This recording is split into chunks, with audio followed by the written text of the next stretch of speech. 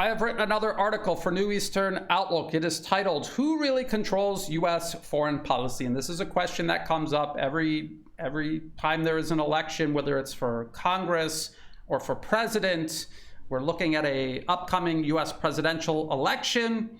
People are wondering which candidate is going to help solve many of the problems developing in the United States. And the answer is neither one of them. There is a singular agenda pushed forward by unelected corporate financier interests, and this agenda is going to continue forward no matter who you vote into office. The only thing that might change are the excuses made for why things are not changing. So let me begin reading this article, and as I like to do, I will add in additional information when and if necessary, and this is for people who don't have time or who for whatever reason can't or don't want to read the article themselves. From the ongoing U.S. involvement in Ukraine to an enduring U.S. military presence in the Middle East and growing U.S.-Chinese tensions in the Asia-Pacific region, regardless of who controls the U.S. Congress and regardless of who sits in the White House, these conflicts continue forward, often with a Democratic president setting the stage for his Republican successor and vice versa. And I illustrated this in a diagram that I made regarding the encirclement of Russia from 1993 to 2024. And I wanted to illustrate the continuity of agenda from President Clinton back in the 90s and early 2000s, all the way up to President Joe Biden in 2024, and everyone in between, how each one took steps making the next step toward encroaching, and eventually confronting Russia, how they made those additional steps possible, how George Bush withdrew from the anti-ballistic missile treaty, making it possible for the Obama administration to station Aegis Ashore systems in Europe that would have been in violation of the treaty. Trump left the INF treaty, and now we have Joe Biden planning to station cruise missiles, land-based, ground-launched cruise missiles in Germany that would have been prohibited under that INF treaty Trump withdrew from. So you can see how each one took a step, enabling the next step of their successor to be taken as well. Remember, it was Trump who provided lethal weapons to Ukraine, which almost certainly was the red line crossed that convinced Russia they needed to intervene in Ukraine. Let's continue. So why, no matter who Americans vote into power, U.S. foreign policy and even domestic policy seems to steamroll forward regardless? And this is a question I think many American voters ask themselves. A lot of times they're not really voting for a candidate they think is going to change anything. They just see them as the lesser of two evils. Often they're voting for someone because the other candidate, from their perspective, seems so much more dangerous and unpalatable. Contrary to popular belief, U.S. foreign and domestic policy is not determined by the U.S. Congress or even the White House, but instead by a powerful combine of unelected corporate financier interests who fund a vast network of policy institutions known as think tanks. So people say if politicians, if Congress, the president are not determining foreign policy, Brian, who is? It is the think tanks. They are. These think tanks create a consensus among the various corporate financier interests funding their activities, as well as sitting upon their boards of directors, boards of trustees, or serving as advisors to these institutions. This consensus manifests itself into the various policy papers these think tanks publish every year. Think tank policy papers that I regularly reference in my videos, and I will talk about a few of them in this video as well. So this consensus manifests itself in these policy papers. These policy papers are published every year, which are then crafted into bills by teams of lawyers and legislative specialists. The bills are proposed to Congress and the White House by lobbyists who represent these corporate interests, who then vote on or sign off on these bills, often without reading their contents. And again, I'm going to back all of this up with Western media reports, including US government-funded media reports. How every part of this reality that think tanks are driving US policy and that legislators who are supposed to come up with these bills, and these bills are supposed to represent the best interests of the people who voted them into office, how they're not even reading these bills, they're just signing off on them. Because the center of American power rests with these interests rather than either Congress or the White House, efforts to influence, challenge, or change U.S. policy must focus on these interests based primarily on Wall Street rather than on politicians in Washington, D.C. So what are these think tanks? What is a think tank? So far from a conspiracy theory, the central role corporate financier-funded think tanks play in driving U.S. foreign and domestic policy was explained by none other than the U.S. government-funded media outlet Voice of America in a 2018 article titled, "What's Behind the Think Tanks That Influence U.S. Policy?" That is this article right here, and the link will be in the video description below. It includes a video where essentially they read most of this article, and they openly talk about how these think tanks not only drive U.S. foreign and domestic policy, but many of the people in government, in the media, are drawn from these think tanks. There's a revolving door. There's what they're describing is a massive conflict of interest, resulting in huge systemic impropriety. But that is the catch. This is why they're reporting it. They're not talking about that aspect. They're just saying this happens and this is normal. This is what the article would say. Out of more than 1,800 think tanks in the United States, nearly 400 are based in Washington. Previous administrations have relied on the research and ideas generated by such organizations to formulate policy. Such institutions have been criticized in the past for their outsized influence on U.S. policy formulation. The article would also admit that many of those in American media and politics began within the halls of these corporate financier-funded institutions. The article would say, in addition to influencing public policy, such institutions are often a training ground for those wishing to gain a foothold in media or the corridors of power. So everything is stemming from these corporate-funded think tanks.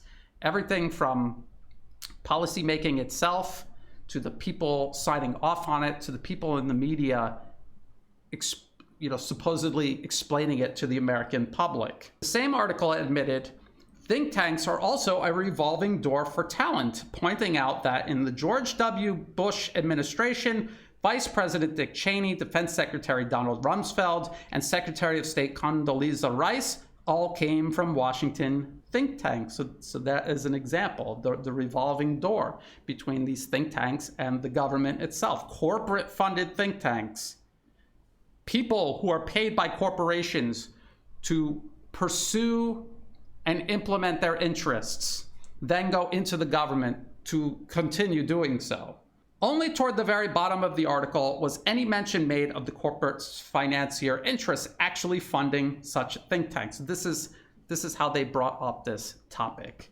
It says, but policies and ideas are often developed through the prism of political bias. So knowing who's paying for those ideas is important, but the article never talks about who's actually funding these think tanks, not directly. And then it cites a so-called expert from Georgetown University who says, I think the important thing for the public is to know that when think tanks issue a report, it is important for those who are reading the report to try to understand if it was influenced by the funder or not. And good think tanks are open and transparent in the kind of research they do so that those who read that research can judge its independence. But do you think the average American is even aware that these think tanks exist, let alone are they going to sit down and read a 200-page policy paper published by one of these institutions? And then do you think after reading that paper, they're going to sit there and follow the money? Of course not. This is how it's been allowed to continue going on because people simply don't understand it. Even when Voice of America publishes an article explaining what is obviously a conflict of interest, they leave out any sort of emphasis on that problem. And so people come away from the article thinking that this is normal and that at least they're being transparent about who's funding them. So maybe it's not really a big problem, when in reality it is the central problem. Few Americans are even aware of, let alone understand, the central role of think tanks in US policymaking. Fewer still are aware of the monumental conflict of interest that exists between the corporations and financial institutions funding these think tanks, the policies these think tanks propose, and the bills and policies that are eventually passed and implemented by Washington. Because of this lack of understanding, many Americans believe the future of US policy is determined in Washington through elections. In reality, the future of US policy is determined by unelected corporate financier interests who advance their desired policies regardless of who controls Congress or who currently sits in the White House. Now, how are bills really made? How are they really made? So we have this CBS article here, and it's titled, "Who Actually Writes the Bills in Congress?" This is from 2017, but I think we could all agree that not much has changed over the years. This is a continuous process. CBS News, in a 2017 article titled, "Who Actually Writes the Bills in Congress?" would admit that attorneys who are knowledgeable about the subject of the bills often write them. The article also admits that bills may originate directly from a member, they mean a member of Congress, who might receive input from constituents, lobbyists, or staff on a particular issue. Often that staff is drawn from the think tanks, as Voice of America admitted. The lobbyists are also being funded by the same corporate financier interests that are funding the think tanks, so you can see how this whole process is controlled by corporate special interests. As Voice of America admitted in its article, such lobbyists and attorneys and even members of Congress are drawn from corporate financier-funded think tanks. Thus, while many Americans mistakenly believe their elected representatives represent them and their interests, it is clear that unelected interests monopolize policymaking, enjoy unwarranted influence over those who sign off on new policies, with Americans only hearing about such policies from the media, often long after any practical chance of protesting against or reversing the policy. How many times has that happened, where a new policy is rolled out, the media controls the debate, basically, and by the time it becomes a debate, it's already too late to stop it or reverse it.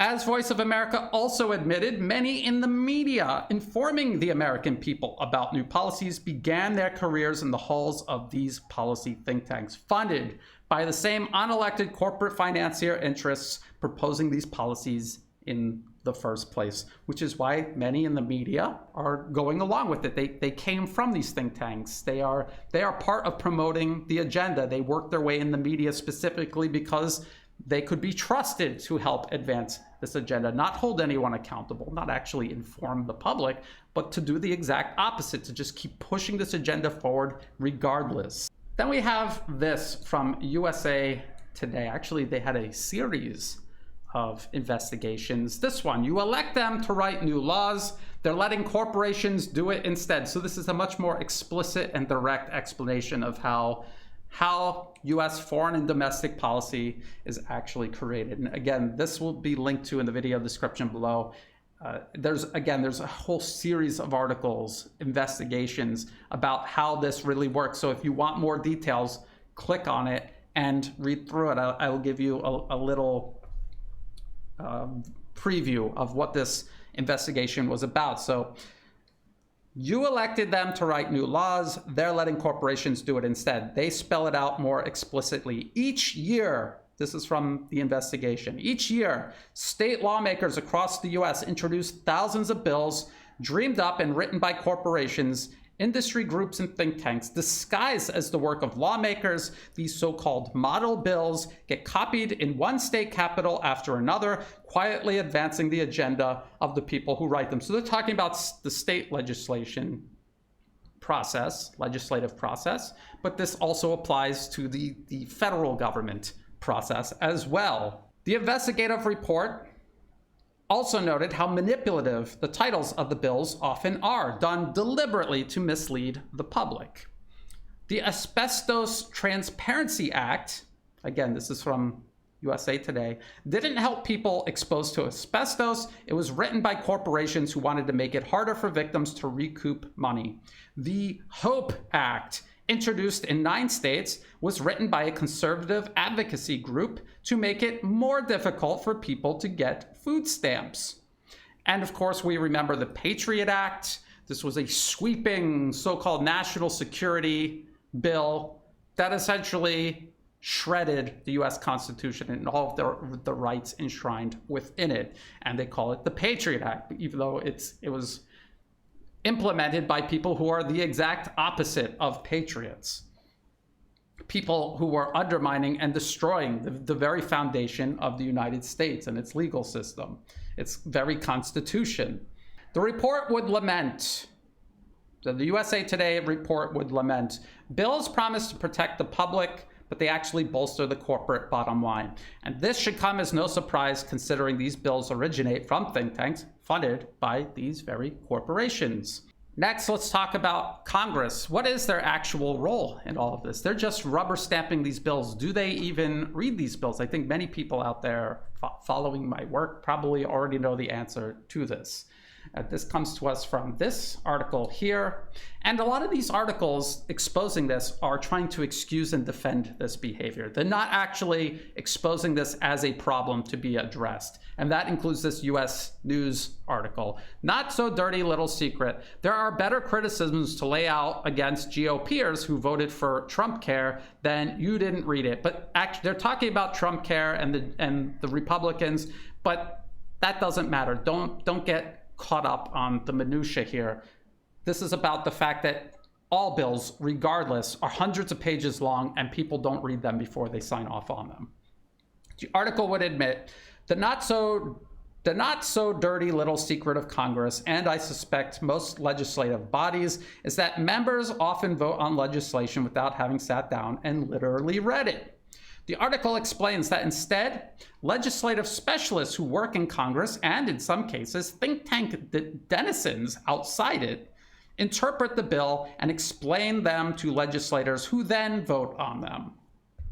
According to the US White House website, okay, that is right here, and they're talking all about the legislative branch. This is Congress, United States Congress, the House of Representatives and the Senate. If you go through here, they're giving you the official overview of how it's supposed to work. So according to the US White House website, anyone can write a bill to be introduced to Congress. We could write a bill, I could write a bill, but the reality is only people with tremendous amounts of resources can write a bill and actually get it to Congress. That is the reality behind all of this. So already baked into the process, it favors special interests. In theory, bills should represent the best interests of the people within a Western-style democracy, including the US, obviously. Legislators who vote on these bills should do so in the interests of the very public who voted them into office in the first place. In reality, many bills are either written by corporate financier-funded interests themselves or by legislators and their teams who these interests are lobbying. These are bills which Congress admittedly doesn't understand and instead depends on specialists working for these same interests to explain to them. What emerges is a policy driven by unelected interests simply laundered through elected representatives, creating the illusion of public mandate. Because politicians can be voted in and out of office when the public is unsatisfied with US policy, the empty hope of new elections and the prospect of change prevents them from ever addressing the underlying factors that prevent that change from ever actually occurring. As my friend and colleague Angelo Giuliano often says, there is this cycle across the entire West, not just in the US, of elect and regret. You listen to their campaign promises, you agree with them, they get into office, they don't fulfill any of those promises, and they continue with this continuity of agenda. It's because they don't serve you, they serve special interests. If you do not address the special interests and their control over the government and over society, you're not going to change this balance of power that favors those special interests. So who is funding these think tanks? I keep saying corporate financier interests. Who specifically is funding these think tanks? So I get into that Think tanks often list on their websites either who sponsors their work or who sits on their board of directors, board of trustees, or who serves as advisors. Regardless of what information is made publicly available, the same circle of corporate financier interests are represented. For example, the American Enterprise Institute. These think tanks all have their own websites. They have channels on YouTube. A lot of this is all publicly available. Just nobody looks at it. Nobody reads it. But if you do read it, like I do very often, you will see what is going to happen in terms of US foreign and domestic policy, sometimes years before it actually unfolds, because this is where it is actually being decided. So you go to their website and you have to dig to find out who is behind it. So EI does not actually readily make it available a list of who funds them, but they have a list of trustees, which includes representatives from private equity firm, the Carlyle Group. Do people remember the Carlyle Group from the Bush Senior and Bush Jr. administration? A lot of these people were involved in the lies that served as a pretext for the war and occupation of Iraq from 2003 onward. The insurance industry, including State Farm, big tech, including Dell, and big finance like UBS. Rand Corporation. Rand Corporation has their own website. I've referenced them many times. As a matter of fact, I talk about which paper I often reference from Rand Corporation, one of several. Infamous for its 2019 paper Extending Russia, formulating a number of military and economic measures meant to draw Russia into a protracted war with its neighbors, including Ukraine. So they basically engineered or laid out the blueprints for a proxy war against Russia in Ukraine. I talked about this many times. They list its major clients, which include IBM, Meter Corporation, and Pharma Foundation, which itself is made up of various pharmaceutical corporations. Then we have the Brookings Institution. You will see Brookings Institution promoting war all around the globe, including in the Middle East. I have referenced their paper, Which Path to Persia, on a number of occasions from 2009. This is another paper all the way back in 2009 that laid out every single option that has been exercised toward achieving regime change in Iran by the US government, no matter who is in Congress and no matter who is in the White House. So the Brookings Institution, responsible for drawing up policy for war around the globe, including its 2009 paper, Which Path to Persia, aimed at Iran, lists its corporate and institutional sponsors. Actually, I want to show you this list. This is from 2020, and you can see how long it is, and you can see there's a lot. There's a lot of names and institutions, governments, and corporations listed here. But I'm gonna list off a couple of the more familiar ones that people will be familiar with. It lists as corporate and institutional sponsors, which include not only the US government, but multiple foreign governments, as well as corporate financier interests like big tech, including Facebook, Google, and Microsoft, big finance like BlackRock, the other private equity firm we're always hearing about, MasterCard, and UBS. There's UBS again. Arms manufacturers like Northrop Grumman and Lockheed Martin, big oil like BP and Chevron, as well as consumer goods and services like PepsiCo, Amazon, and Walmart. And people will say, Brian, are you trying to say PepsiCo is involved in funding organizations engineering wars all around the globe? Yes, because the people who actually own PepsiCo own it not because they care about sugary beverages. It's because it is a means of achieving large amounts of power and wealth. That is the only reason that they own shares in PepsiCo, is because it provides them money and power. They seek more money and power. They will use that wealth that they are getting from PepsiCo. They will invest it in corporate financier funded think tanks that will help engineer a foreign policy that will help expand American primacy around the globe, cement their monopolies over a larger number of regions and markets, and thus expand their wealth and power further. This is how it works. It is this blind pursuit of profit and power at the expense of any coherent purpose. So this is who is behind US foreign policy. These corporations who cannot be voted in and out of power through elections, but there is a way you can vote for them, vote against them. As Voice of America pointed out, there are over 1,000 think tanks in the US alone, many of which share the same handful of Fortune 500 corporate financier sponsors, directors, trustees, and advisors. While Americans can vote in and out of office, many members of Congress who rubber stamp bills handed to them, what can Americans do about the unelected interests handing Congress these bills in the first place? Often referred to as voting with one's wallet, Americans can compile lists of large corporate financier interests, exercising unwarranted influence over their government, and redirect their monthly income away from them and instead to local or foreign alternatives. These special interests did not appear overnight, but instead built themselves up over years, sometimes decades, in some cases generations, accumulating money, time, attention, and energy from millions of Americans at home and hundreds of millions of people abroad. You have to remember, a lot of these US-based, European-based corporations are actually multinational, multi-billion-dollar corporations. By raising awareness of the unwarranted power and abuse exercised by these interests and diverting money, time, attention, and energy away from them and toward a wider variety of alternatives at home and abroad, a better balance of power can be created. In many ways, the rise of multipolarism represents a successful example of this. The West had maintained a global monopoly over many goods, services, and industries for generations, granting the West hegemony worldwide. The West maintained a global spanning empire.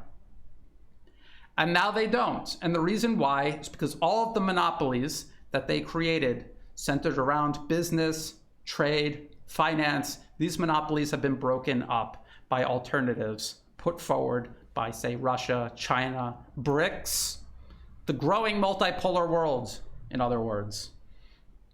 With the rise of China, the reemergence of Russia, and newly industrialized nations creating alternatives to what were once Western monopolies, people around the world are now dividing their money, time, attention, and energy among these many options, creating a better balance of power. While this process is unfolding globally, Americans can begin a similar process within the United States. If a better balance of power can be created within the US, redistributing wealth and power it creates across a wider number of businesses and interests across America, there stands a chance, a much better chance at least, of those in Washington representing this wider balance of power rather than the concentrated wealth and power that currently exists on Wall Street. So if you want to change US foreign and domestic policy, you need to change the current equation where power and wealth is concentrated, on Wall Street amongst these corporations, and everyone else is along for the ride. You need to change that equation. You do that by investing in local businesses or starting local businesses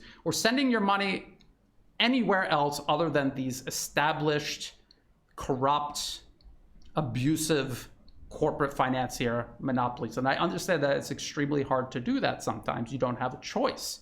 You need a certain service or you need a certain good product.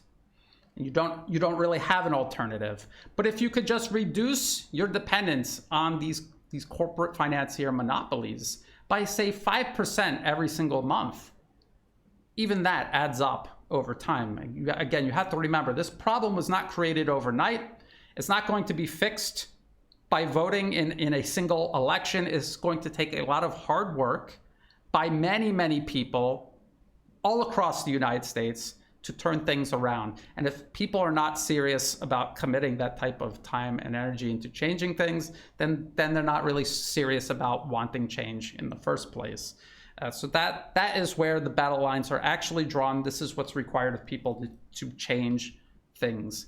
Multipolarism is already a successful example of how these monopolies can be challenged, how alternatives can be created.